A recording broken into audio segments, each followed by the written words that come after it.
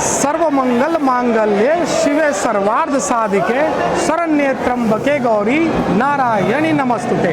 नमस्कार, मैं हूं कुमार गंधर्व और महादेव यात्री के आज के सफ़र में हम आ पहुंचे हैं उत्तर प्रदेश के मिर्ज़ापुर में स्थित विंध्य पर्वत पर, जहां मां विंध्यवासिनी साक्षात निवास करती हैं। तो आइए माता के दर्शन करेंगे और जानेंगे उनसे जुड़े रहस्यों को। ये विंध्य क्षेत्र जो है वो प्रकृति से परे है। जब यहाँ पर पूरे सृष्टि में कुछ भी नहीं था, तब माँ आदिशक्ति विंध्य क्षेत्र को अपना निवास स्थान बनाया और यहीं से माँ ने सृष्टि का संचालन किया था।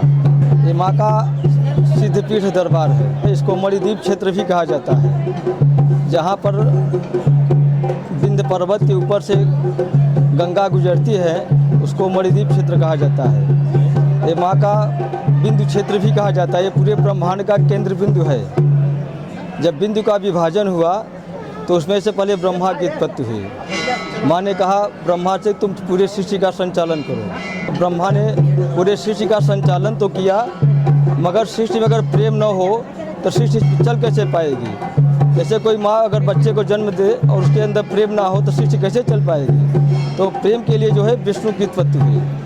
माँ ने फिर विष्णु की उत्पत्ति की। विष्णु जो है प्रकृति के प्रेम के स्वरूप हैं। उसके बाद ब्रह्मा विष्णु के बाद नष्ट करने वाली शक्ति भी चाहिए। जैसे कोई व्यक्ति जन्म ले और उसकी मृत्यु ना हो तो ये सृष्टि चल कैसे पाएगी। इसलिए ब्रह्मा विष्णु के बाद रुद्र की उत्पत्ति हुई। माँ विंध्यवासिनी के जो है कुंड के पीछे ब्रह्मा विष्णु महेश का कुंड है। ये अनवरत काल से जो है माँ का स्तुति और जो है माँ से शक्तियाँ को अर्जित करके जो है पूरे सृष्टि का संचालन कर रहे हैं। माँ विंध्यवासिनी का बहुत ही भव्य और प्राचीन दरबार है जगदम्बा का। ब्रह्मा विष्णु महेश की उत्पत्ति के बाद माँ ने जो है पंचतत्व की रचना की, जो कि पंच महादेव के रूप में माँ विंध्यवासिनी के पश्चिम गेट पर जो है पंच महादेव के रूप में 5 शिवलिंग है। ये जो है शरीर जो है 5 तत्वों से शरीर का निर्माण होता है। पृथ्वी, जल, अग्नि, वायु और आकाश।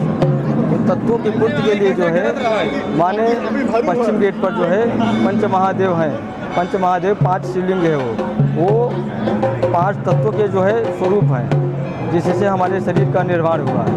महालक्ष्मी जो कि विष्णु की शक्ति है, ऊपर यंत्र है, देखिए ऊपर यंत्र का दर्शन कराइए। महाकाली माँ का यंत्र है। ये महाकाली हैं।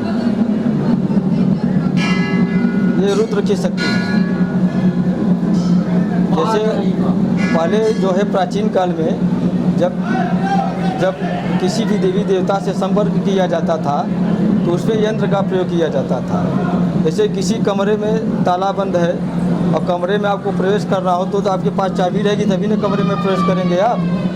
तो माँ से संपर्क करने के लिए जो है यंत्र का प्रयोग किया जाता था। इस यंत्र के किस कोने पर किस देवी देवता का आह्वान किया जाता है, किस कोने पर उसको क्या चढ़ाया जाता है, उसको क्या अर्पित किया जाता है, ये सब विद्या जो है ये सब पूजन करने के बाद यंत्र के माध्यम से जो है माँ से संपर्क स्थापित किया जाता था पहले। जैसे महाभारत काल में कुंती जो है कि हर एक देवी देवता से संपर्क करने की शक्ति उनके अंदर थी। वो यंत्र के माध्यम से ही किसी भी देवी देवता का आह्वान करती थी और उनसे जो है संपर्क स्थापित करती थी। यंत्र का विज्ञान जो है वो आधुनिक समय लुप्त हो चुका है। नालंदा विश्वविद्यालय में जो बहुत सारी किताबें थी जो जलकर समाप्त हो गई, उसमें इस विद्या का वर्णन किया गया था, मगर जो कि सारी हम लोगों की जो है किताबें नष्ट हो गई। इसलिए ये यंत्र विज्ञान का भी जो है जितना भी सिस्टम था वो समाप्त हो गया। ये माँ सरस्वती हैं। ये ब्रह्मा की शक्ति स्वरूपा हैं। ब्रह्मा की जो शक्ति मिलती है वो माँ सरस्वती के द्वारा ही मिलती है। ब्रह्मा की शक्ति माँ सरस्वती हैं। माँ का त्रिकोण दर्शन है। ये लघु त्रिकोण है, अति लघु त्रिकोण है। ये बृहद त्रिकोण जो होता है, यहाँ से 3 किलोमीटर की दूरी पर काली जी का मंदिर है और वहाँ से 3 किलोमीटर की दूरी पर अष्टभुजा जी का मंदिर है। वो बृहद त्रिकोण है। ये छोटा त्रिकोण है माँ का, जो मंदिर पर ही स्थित है। ये पूरे ब्रह्मांड का केंद्र बिंदु है। ऊपर ब्रह्मांड है, नीचे शिवलिंग जो है पृथ्वी का जो है केंद्र बिंदु है, ऊपर ब्रह्मांड का केंद्र बिंदु है। हम लोगों की जो घड़ी चलती है दिल्ली से STS, ये विंध्य क्षेत्र से ही 500 मीटर की दूरी पर उसको लगाया गया है। क्योंकि पृथ्वी अपने प्लेट से घिसकती रहती है चुंबकीय क्षेत्र से, इसलिए घसकते घसकते ये 500 मीटर दूर चला गया। पहले जो है प्राचीन काल में जो है पूरे ब्रह्मांड का केंद्र बिंदु यहीं था, लेकिन चूँकि अब पृथ्वी अपने पेट से खिसकती रहती है तो अनादिकाल से जो है यहीं पर था। अब यहाँ से 500 मीटर की दूरी पर अमरावती चौराहा है, वहीं पर जो है हम लोगों की जो घड़ी चलती है, वैज्ञानिक लोग वहीं पर गाड़े हुए हैं।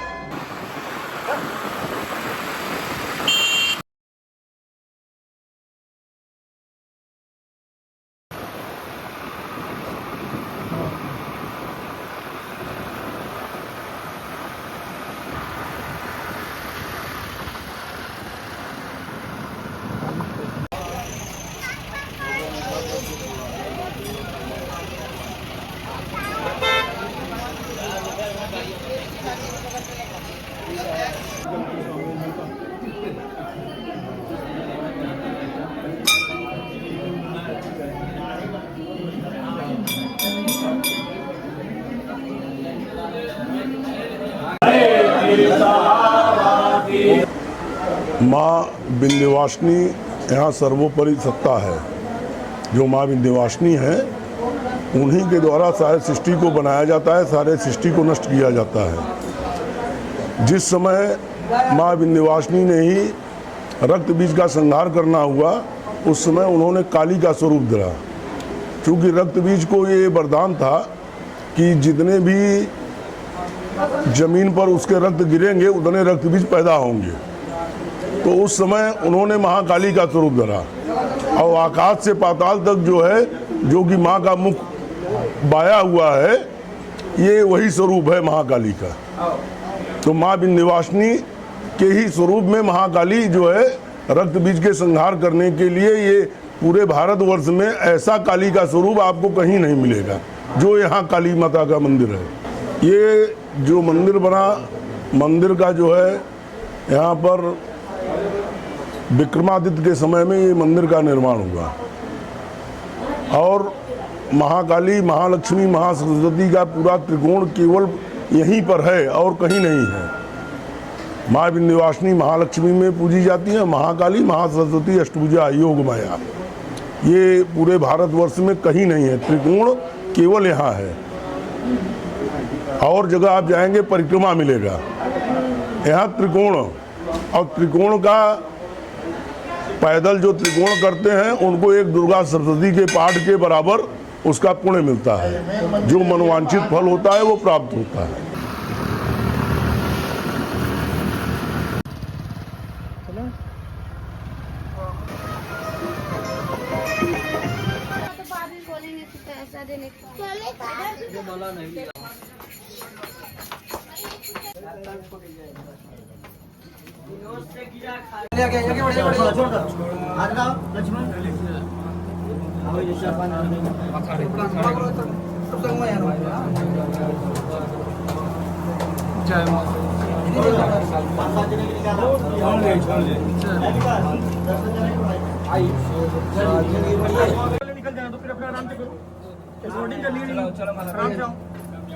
और निकल गया बेटा।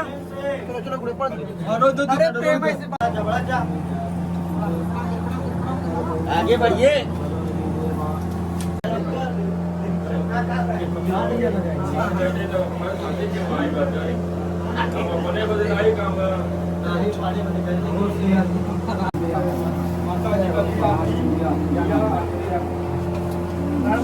हाँ,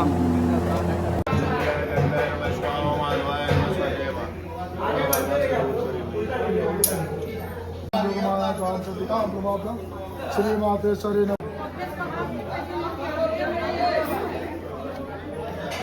औरंगजेब तो कि इतिहास, भारतीय इतिहास बहुत क्रूर शासक था। उसने भारत के कई प्राचीन मंदिरों को जो है नष्ट किया। वो विंध्य क्षेत्र में भी आया था मंदिर को नष्ट करने के लिए, लेकिन यहाँ से जो है 500 मीटर दूरी पर कंती क्षेत्र है, वहीं पर उसकी सेना पर जो है घौरों ने आक्रमण कर दिया और उसको जो है इस क्षेत्र को छोड़कर जाना पड़ा। इसलिए ये जो प्राचीनता है ये अपने मूल स्वरूप में आज भी विद्यमान है।